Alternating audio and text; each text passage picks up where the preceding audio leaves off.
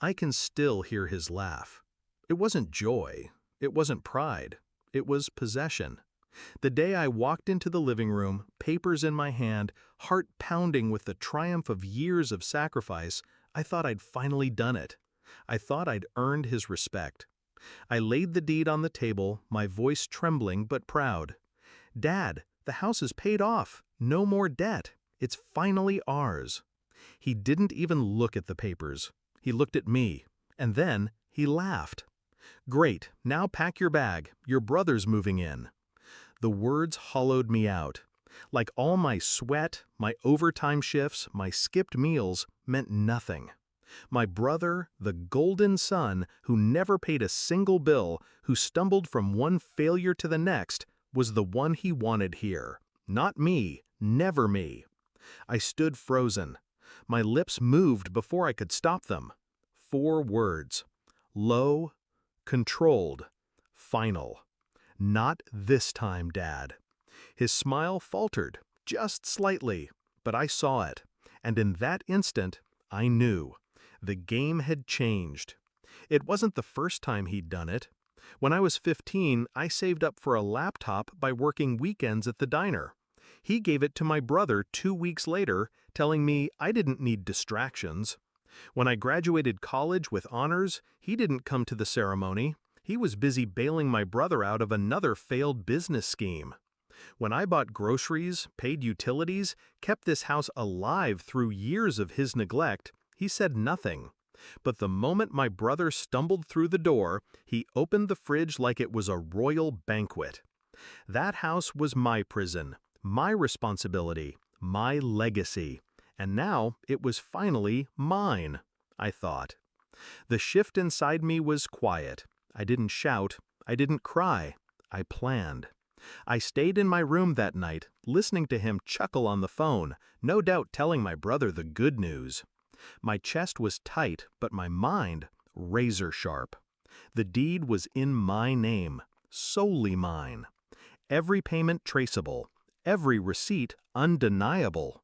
The law was on my side, even if he never was. He thought control was permanent, that I'd always bend, always yield. He forgot the years I spent learning silence, not as surrender, but as strategy. So I gathered what mattered: documents, keys, evidence. I waited for dawn. The next morning, he woke up to silence. No clatter of breakfast, no hum of the kettle, just silence.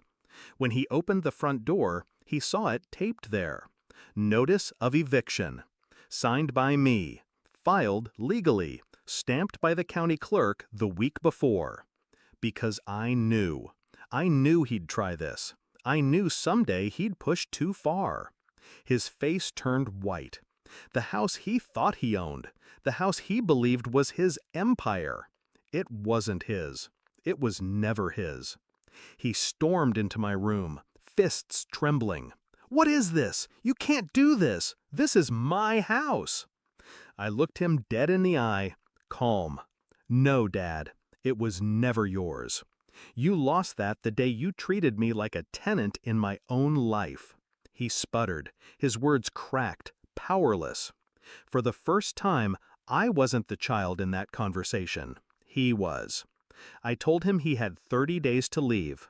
My voice didn't shake, and for once, he listened. The weeks that followed were surreal. My brother called, furious, spewing venom down the line. "How could you do this to Dad, to me?" I didn't respond. I didn't need to. Instead, I walked through the house at night, barefoot on the hardwood floors, breathing in the silence I had bought with my own blood. Every corner whispered freedom. Every room hummed with justice. And I thought about how betrayal doesn't always come from strangers. Sometimes it comes from the man who taught you to ride a bike, the one you hoped would say he was proud. But betrayal cuts deeper when it's family, because you spend years thinking love will save you, until you realize respect is the only currency worth anything. The day he finally left, suitcase in hand, he didn't meet my eyes. He shuffled past me like a shadow stripped of its form. My brother sat in the driveway, engine running, face twisted in disbelief. I didn't stop them. I didn't gloat. I just stood in the doorway, the deed still on the table behind me, sunlight spilling across my shoulders. That house was mine. But more than that, I was free. Now, when people ask why I live alone in that old house, why I don't invite family for holidays, I just smile. I tell them peace is expensive, but worth every penny. Because the truth is, I buried more than debt when I paid off that mortgage.